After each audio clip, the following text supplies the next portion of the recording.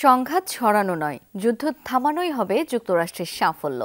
Commander in chief হিসেবে দেয়া প্রথম ভাষণে এমনটাই জানালেন প্রেসিডেন্ট ডোনাল্ড ট্রাম্প। বলেন, বাহিনীকে এতটাই শক্তিশালী করা হবে যে কারো কাছেই মাথা নত করবে না যুক্তরাষ্ট্র।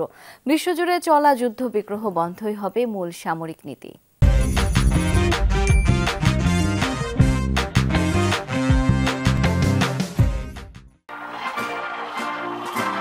প্রেসিডেন্ট হিসেবে শপথ নেওয়ার পর পদাধিকার বলে দেশটির সামরিক বাহিনীর সর্বাধিনায়কও ডোনাল্ড ট্রাম্প। তাই শপথ অনুষ্ঠান শেষে কমান্ডার ইন চিফের সংবর্ধনা অনুষ্ঠানে অংশ নেন নতুন মার্কিন রাষ্ট্রপ্রধান। সাথে ছিলেন ফার্স্ট লেডি মেলানিয়া ট্রাম্প। ভাষণে তিনি বলেন, কারো চাপে নতি স্বীকার করবে না যুক্তরাষ্ট্র।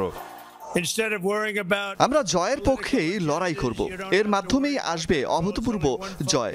শত্রু মিত্র কেউই কোনো ধরনের চাপে ফেলতে পারবে না। অর্থনীতি সহ প্রতিটি ক্ষেত্রেই যুক্তরাষ্ট্র শক্তিশালী হয়ে উঠবে। ট্রাম্প বলেন, বিশ্বজুড়ে চলা সামরিক সংঘাত বন্ধ করাই হবে যুক্তরাষ্ট্রের মূলনীতি।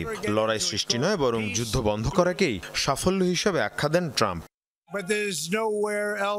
সাফল্য শুধু যুদ্ধ জয়ের মাধ্যমেই হবে না, বরং যেসব যুদ্ধ সংঘাত আমরা থামাবো সেটাই হবে আসল সফলতা।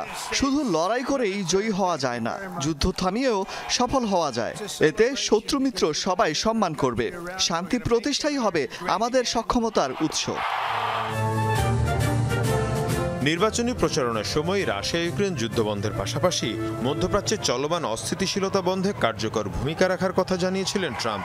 এরই মধ্যে তার শপথের আগেই গাজায় ইসরায়েলি হামলা বন্ধে যুদ্ধবিরতি কার্যকর হয়েছে। মীর মুশফিকা হাসান, যমুনা নিউজ। এদিকে ঐতিহ্য অনুসারে নাচের অনুষ্ঠানে অংশ নেন প্রেসিডেন্ট ডোনাল্ড ট্রাম্প। সাথে ছিলেন first lady Melania Trump. Washington ডিসির হলে আয়োজিত হয় প্রেসিডেন্ট এবং ফার্স্ট লেডির সম্মানে বিশেষ এই নাচের অনুষ্ঠান। এ সময় সাথে ছিলেন ভাইস প্রেসিডেন্ট জেডি ভ্যান্স এবং তার স্ত্রী উষা ভ্যান্স।